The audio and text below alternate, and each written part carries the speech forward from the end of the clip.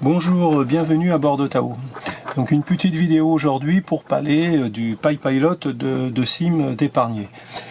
Donc je vais surtout m'intéresser à la façon donc de coupler ce pilote avec un ordinateur et de le faire travailler avec OpenCPN. Donc le PyPilot de SIM d'épargner, c'est un pilote qui est open source, qui est écrit en Linux. Donc il ne vend que la partie électronique. La partie motorisation, c'est à vous de la faire vous-même. Donc son pilote a la particularité donc d'utiliser pour se connecter avec un ordinateur, d'utiliser une connexion Wi-Fi. Donc il génère un hotspot Wi-Fi qui vous permet de vous brancher avec un ordinateur, mais aussi une tablette, un téléphone, etc.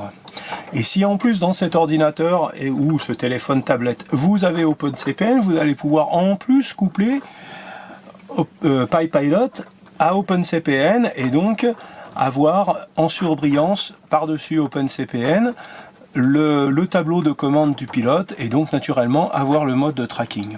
Donc je vais vous expliquer tout ça. Alors la première partie, c'est d'appairer l'ordinateur avec PyPilot. Alors ce que je montre là, ça marchera exactement de la même façon pour une tablette, un téléphone, etc. Un ordinateur, qu'il soit en Windows ou en Ubuntu. Donc moi là on est en Ubuntu, donc il y a juste les endroits où je vais aller cliquer qui vont être différents, mais la méthode avec Windows serait exactement la même. Donc il faut ouvrir votre connexion Wi-Fi. Donc moi c'est sur en haut à droite, sur Windows ça serait plutôt vers là-bas, en bas à droite. Donc là on voit que mon ordinateur me propose plusieurs choses. Donc entre autres PyPilot. Donc là je clique dessus. Il va obligatoirement se connecter par la Wi-Fi. Il n'y a pas de mot de passe, rien de tout cela quoi. Alors, autre chose, il faut que vous ayez des informations sur la connexion. Donc là, moi en dessous, là dans le menu déroulant, il y a informations sur la connexion. Et là, on voit qu'il m'indique toutes les informations. L'interface, l'adresse matérielle, le pilote, la vitesse, la sécurité, puis l'adresse IP. Alors c'est cette adresse IP qui... Non, c'est pas l'adresse IP, excusez-moi. Adresse IP, adresse de broadcast, masque de sous-réseau, route par défaut, quoi, voilà. Alors la route par défaut, c'est quasiment les mêmes chiffres que l'adresse par IP, sauf qu'il y a les trois derniers qui ne sont pas là.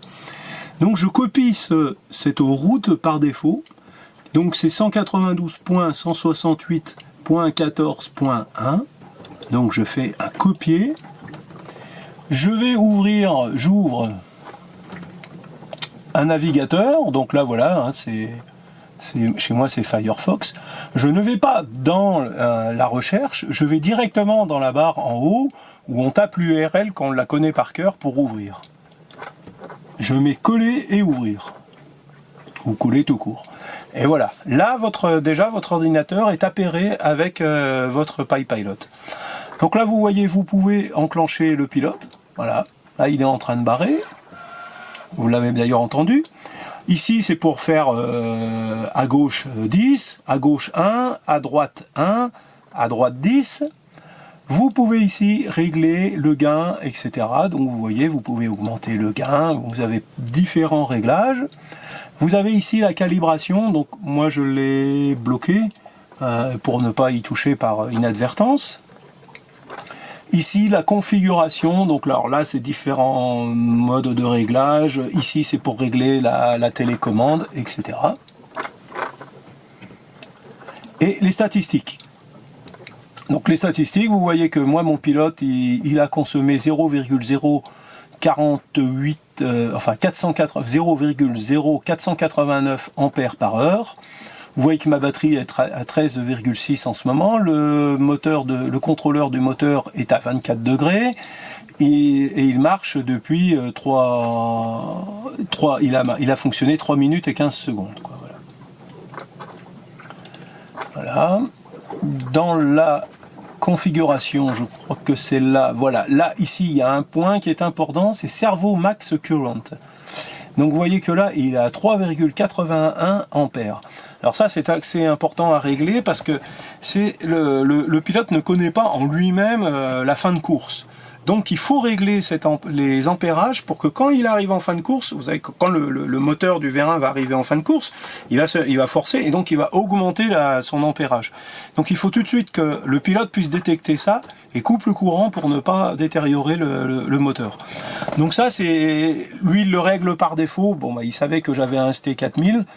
Mais sinon, vous pouvez le faire tout simplement en faisant fonctionner le vérin à vide, ou si c'est un moteur rotatif, le moteur rotatif, et quand il arrive en butée, vous devez entendre que ça force pas, que tout de suite il s'arrête. Si ça continue à forcer, c'est qu'ici les ampérages sont trop élevés, et donc vous les baissez tout doucement, quoi, jusqu'à trouver le bon réglage. Et bon, lui il connaît, a priori il sait normalement régler pour les vérins à peu près les plus courants du marché, quoi. Voilà, quoi. Voilà. Alors, je vous montrerai dans une autre vidéo comment on fait pour utiliser le pilote avec la télécommande. Mais là, pour l'instant, je ne sais pas comment filmer parce qu'il est dans un coin bon, pas très pratique pour filmer. Il faut que je trouve une solution. Là, vraiment, je reste juste sur l'appairage entre l'ordinateur, une tablette, OpenCPN et le pilote. Donc, maintenant, nous allons ouvrir OpenCPN. Voilà. Donc là maintenant le TinyPilot il est entre guillemets entré dans l'ordinateur, mais il n'est toujours pas couplé à OpenCPN. Pour le coupler à OpenCPN, on va à gauche là, la petite roue crantée, vous savez, qui vous permet d'ouvrir comment gérer OpenCPN. Puis vous allez dans connexion et là vous allez cliquer ajouter une connexion, d'accord? Puis vous allez taper configurer une nouvelle connexion, il ne faut pas mettre série, il faut mettre réseau. Donc vous cliquez sur réseau. À partir de là, on vous demande le protocole. Vous cliquez sur TCP. Là, on vous demande l'adresse IP. C'est la même adresse IP que celle qui vous a permis tout à l'heure d'ouvrir sur la page web. Coller. Donc chez moi, 192.168.14.1. Puis, en dessous, on vous demande le port COM. Là, vous allez écrire 20220. Commentaire de l'utilisateur, bah, moi j'ai marqué pilote, mais enfin, vous n'êtes pas obligé de marquer quelque chose. Vous faites défiler légèrement plus vers le bas, vous allez voir, à un moment, on vous propose sortir sur ce port comme le pilote automatique ou répétiteur NMEA. Moi, j'ai cliqué là-dessus. Je ne sais pas si il faut le faire ou pas le faire, mais enfin moi je l'ai fait, puis ça a fonctionné comme ça, je n'ai pas de problème, quoi. Voilà. Et là, vous appuyez sur appliquer. Hein. N'oubliez pas d'appuyer bien sur appliquer, parce que si vous appuyez sur OK, vous allez quitter la fenêtre, mais sans avoir appliquer, entre guillemets, voilà, c'est pour ça que ça s'appelle comme ça, appliquer les modifications que vous avez faites. Donc moi je ne vais pas appuyer sur appliquer puisque j'ai déjà ma connexion, vous voyez, elle existe, elle est au-dessus, quoi. Voilà, attendez, voilà, vous voyez, elle est activée, type réseau, direction entrée-sortie, ça c'est parce que je vous ai bien expliqué que j'avais mis comme quoi que je voulais aussi que OpenCPN communique avec le pilote, donc que ça soit une entrée et une sortie. Vous voyez bien que c'est TCP, vous voyez bien l'adresse du réseau, et le port réseau, donc c'est ce qui était port com au départ, 20220, priorité 1. Moi tout est en priorité 1, toutes mes connexions, j'ai aucun problème entre les différentes connexions. À partir de ce moment-là, le pilote est appairé avec OpenCPN. Donc si par exemple ici vous faites une route, route créée, naviguer jusqu'ici, voilà, hein, n'importe où, et que je reviens sur cette page où j'ai le contrôle du pilote, là vous voyez déjà, je vais pouvoir mettre GPS, ce qu'avant je n'aurais pas pu, parce que l'information du GPS, elle vient par le OpenCPN. Et là, si j'enclenche, eh ben, en fait, je suis en mode route.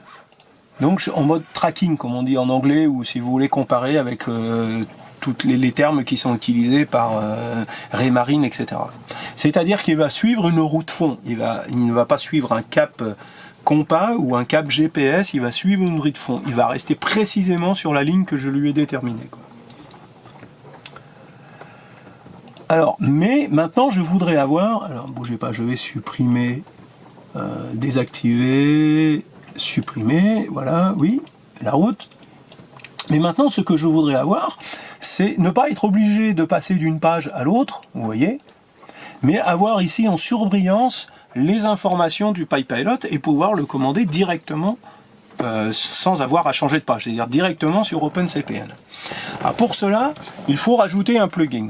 Suivant votre version d'OpenCPN, en tout cas si vous avez la dernière version d'OpenCPN, le plugin n'est plus, entre guillemets, supporté par la page principale d'OpenCPN. Donc, si par exemple, alors à nouveau, vous faites la petite roue dentée, vous faites les compléments à droite, et là, vous savez que normalement, vous avez tous les plugins que vous pouvez mettre. Si vous en trouvez peu, il faut faire en dessous, cliquer sur « Mettre à jour le catalogue de plugins ». Voilà, il va le mettre à jour. Bah ben là, il ne va plus le mettre à jour puisqu'il n'est pas branché sur Internet, puisqu'il est branché sur le pilote. Donc naturellement, il n'y a pas Internet sur l'ordinateur. Voilà. Mais s'il avait été branché sur Internet, donc il aurait fait la mise à jour. Donc vous pourriez trouver PyPilot ici qui ne serait pas installé, par exemple. S'il n'est pas installé, bon ben, si vous le voyez, il n'est pas installé, cliquez dessus, essayez de l'installer. Si ça fonctionne, c'est très bien. Mais si vous avez une version récente d'OpenCPN, ça ne va pas fonctionner. Ça va vous marquer une erreur comme quoi il ne trouve pas la page HTTP, etc. Ou en fait, où il doit aller chercher le programme PyPilot. Donc, pour régler ce problème, il faut retourner sur Internet. Il faut aller sur cette page, le Cloud Smith. Alors, je vous le mettrai le lien précis dans les commentaires en dessous. Et là, vous voyez défiler, il y a plein de petits programmes. PyPilot, PI 0.22.5, Flatpak, etc., x66. Alors là, je précise, oui. Sur cette page, c'est pour trouver le plugin PyPilot pour des ordinateurs qui sont sous Ubuntu, sous Debian ou des tablettes. Voilà. Pas sous Windows. Windows, c'est une autre page, je vais vous la montrer juste après. Et donc là, il faut faire défiler, chercher. Donc vous voyez, ça c'est Debian, par exemple, Debian x86. x86, ça veut dire que c'est en 64 bits, etc. Android, vous voyez les Android là. Alors voilà, Ubuntu 86. Mais alors moi, je ne suis pas sous Ubuntu, je suis plus précisément sous Xubuntu. Donc j'ai continué à chercher. Alors, après, vous allez voir aussi qu'il y a différentes choses. Vous voyez qu'il y a des versions canonicales, il y a des versions métadonnées, il y a des Flatpak, comme ils appellent, etc. Moi, j'ai choisi une version Deb. J'ai trouvé que c'était, à mon avis, le plus facile. Alors, on va prendre... Alors voilà, ça c'est une métadonnée, c'est pas ce que je veux. Ça c'est encore une autre. Voilà, je crois que c'est Dem. Voilà, vous cliquez dessus, puis vous cliquez sur Download. Voilà, et il va vous proposer, quand vous êtes sous Ubuntu, de l'ouvrir avec installation de l'application par défaut. Si vous avez vu ma vidéo précédente sur comment on installe OpenCPN, vous allez voir, vous allez retrouver, ça va vous renvoyer obligatoirement, voilà, sur le programme d'installation, donc la Logitech de Ubuntu. Donc là, il suffirait de cliquer installer pour qu'il l'installe. Alors je ne le fais pas à nouveau parce que moi, il est déjà installé. Et en plus, c'est pas tout à fait ma version qu'il me faut, puisque là, vous voyez que c'est une version Ubuntu et moi, je suis sous Xubuntu. Donc voilà. Une fois qu'il est installé, vous revenez sur OpenCPN, vous recliquez sur la petite croix crantée, vous allez dans complément et là, vous allez le trouver et vous allez voir qu'il va être installé. Et vous, voilà, moi il est installé ici, vous voyez la version 0.22, et vous n'auriez plus qu'à l'activer. Voilà, vous le trouveriez comme ça, et là, cliquez sur le petit bouton, et il serait activé. À partir du moment où il est activé, il se retrouve ici. Voilà, alors là je vais cliquer dessus, vous allez voir, vous voyez là ici à gauche dans les plugins. Ouais, attendez, il y a un bug parce que je l'ai activé, désactivé, enfin, etc. à mon avis. Voilà. Et là, qu'est-ce que vous voyez? Vous voyez qu'il n'est pas connecté. Bah oui, parce que je vous rappelle que là, j'ai coupé la connexion avec le PyPilot et que je me suis mis sur Internet pour vous montrer. Donc, je me déconnecte à nouveau de ma connexion Internet et je me reconnecte à nouveau sur le PyPilot. Voilà. Et paf, vous voyez, là, vous avez vu, tout de suite, les chiffres sont apparus. Donc, l'orientation du bateau, là, il est en train d'être au 150, etc. Et à nouveau, vous retrouvez le gain, mais alors dans une présentation, vous voyez, que je trouve quand même un peu plus sympathique que l'autre, et plus convivial, quoi, on va dire, quoi. Donc là, vous pouvez changer le gain pour mieux régler votre pilote pour qu'il fonctionne mieux. À nouveau, vous retrouvez alors la configuration, bon, bah, c'est les différentes choses que vous voulez voir sur l'écran. La calibration. Donc là, vous voyez qu'il n'y a rien qui est mis, mais pourquoi? Parce que le pilote, lui, il est le maître et c'est mon ordinateur qui est l'esclave. Donc par cet intermédiaire, je ne peux pas atteindre la calibration, je ne peux l'atteindre que par ma page web. Donc la page web par ici. Les statistiques à nouveau, vous voyez combien il a consommé d'ampères. Et ici pour fermer, quoi. Voilà. Vous voyez, d'ailleurs, quand il est activé et que là, le PyPilot, il est légèrement rouge. Voilà. Et ici, bah, je l'enclenche. Ici, je choisis qu'il soit sous mode compas. Voilà. Voilà. Vous l'entendez, il tourne. Et là, je le remets en stand-by. Voilà. Voilà. Alors, maintenant, il ne me reste plus qu'à vous montrer comment...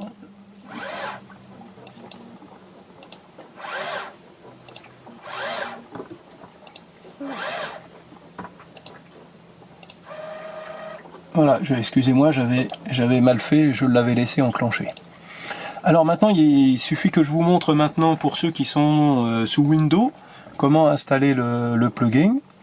Alors, je vais à nouveau le déconnecter du pilote, le reconnecter à Internet, et je vais vous montrer, PyPilot, voilà. C'est sur cette page. Alors cette page, on l'obtient à partir de... Vous pouvez trouver le lien sur la page de SIN, c'est-à-dire pypilot.org, mais tout simplement, je vais vous mettre ce lien, comme ça vous l'aurez directement. Bon, bah là, c'est un fichier exe, hein, vous savez, quand vous êtes sous Ubuntu, c'est les fichiers deb qui sont les fichiers d'installation. Quand vous êtes sous Windows, c'est un fichier exe. Donc là, bah, la même chose, hein, vous faites vous cliquez dessus, voilà, il va proposer de l'enregistrer, bah, vous l'enregistrez, bon, enfin c'est pas tout à fait cette présentation parce que vous serez sous Windows, enfin là vous connaissez, hein. Une fois que vous l'avez téléchargé dans Windows, vous allez dessus, vous l'exécutez, et à nouveau il va être installé, vous allez dans OpenCPN, vous trouverez le plugin qui est installé, vous n'aurez plus qu'à l'activer, et à partir de là, tout fonctionne, quoi. Voilà. Alors après, les vidéos suivantes que je ferai, je vais vous montrer comment on utilise la télécommande, et aussi l'installation précise du pilote, les fils, etc., comment ça se branche, où on met le plus, comment on branche le contrôleur du moteur, et là, vous aurez une installation complète, une notice d'emploi complète du pilote, voilà. Voilà, si la vidéo vous a plu, n'oubliez pas de mettre un petit pouce bleu. Allez, bonne journée, à bientôt.